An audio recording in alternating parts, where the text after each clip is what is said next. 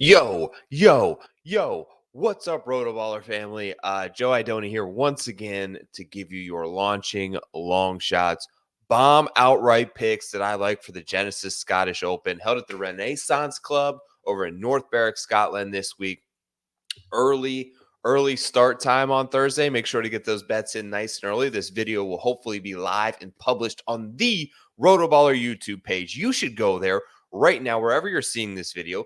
Thumbs up this video. Comment down in the description who you like at 50 to 1 or above odds that you think can win the Genesis Scottish Open. Would love to hear your guys' picks.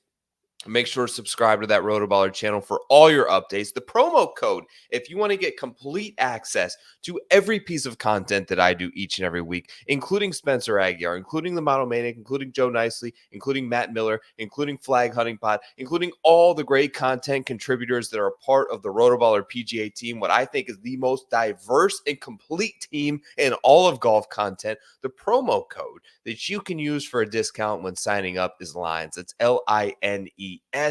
The summer of golf is winding its way down, but there is no shortage of time left to take advantage of that offer. Jump on board with the team. We're happy to help you. We're available in the Discord. RotoBaller is the place to be. Okay, let's talk some bombs.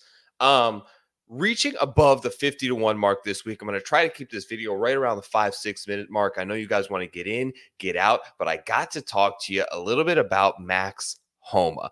Homa's flirting with 70 to 1 this week, which is the biggest number that I can remember him being at. It's been a struggle for Max Homa, but I want to point to what has really been the point of the struggle here. Driving accuracy.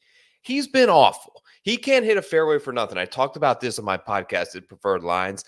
He has been really struggling to find the center of the club face, albeit he's still hitting it above tour average. He's averaging 178 ball speed, but he's not hitting it in the fairway. So therefore, that distance, that's why you see average distance 298 when tour average is 299. How can that be when he's so far above them in ball speeds? Because he's not hitting the fairway. That is definitely an attribute that is de-emphasized at the Scottish Open. They are generously wide fairways, and there is almost zero negligible effect for missing them. Last year was the lowest penalty of any course on the PGA Tour schedule in terms of a missed fairway penalty. Therefore, what Max Homa is really struggling with is this off the tee game. I mean, look at these numbers. Minus 4.9 at the Travelers, minus 2.7 at the Charles Schwab. He's not gaining anything off the tee, and that's a little bit unlike Max Homa. What I am encouraged by is some of the recent iron play. Gained over 4 strokes on approach at the Memorial. Gained 3 at the PGA Championship, gained at the Masters, gained at the Wells Fargo.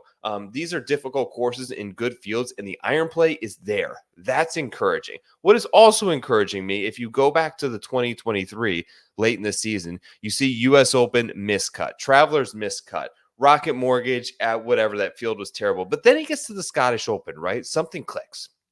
Maybe it was the course. Maybe it was the timing. Maybe it was a re-energized approach to the game of golf in playing sort of this links style, this historic style of golf that is unusual and atypical of the PGA Tour and the monotony that can be midsummer golf. You look at the run that he went on right after that, the Open top 10, then 4 straight top 9 finishes leading into the FedEx Cup playoffs. This is an event that I think he gets up for. 66 to 1 is a good number. Okay, moving up to 150 to 1. 150 to 1 is the next pick on my long shots card. And I want to talk a little bit about Matt Wallace. Matt Wallace played the KLM Open where he was the favorite a few weeks ago at T15. That was on the DP World Tour event. Played pretty solid, didn't quite gain enough putting. You lose putting, you're not going to win the event. The Canadian Open, 6 strokes ball striking gained.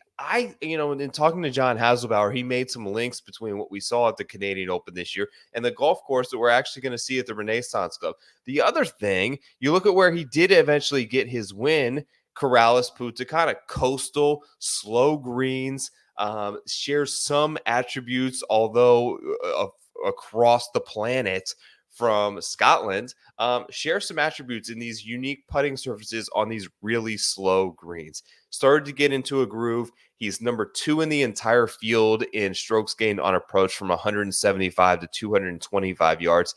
That's where the bulk of your shots are going to come from this week. Over 50%, I expect to be within that range, particularly for a player like Matt Wallace, playing pretty good golf, waiting for that moment. Make sure to top 28 as well. He's 150 to 1. And finally, 225 to 1. We are reaching and we're reaching hard and we're going right after Laurie Cantor.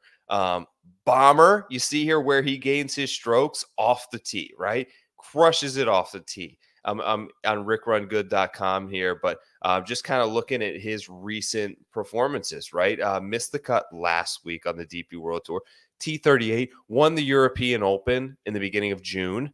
T7 at the Sudal Open at the end of May. You look, there have been other solid finishes this year. A second at the Meritas Open, a T4 at the Australian Open, a 14th at the Alfred Dunhill.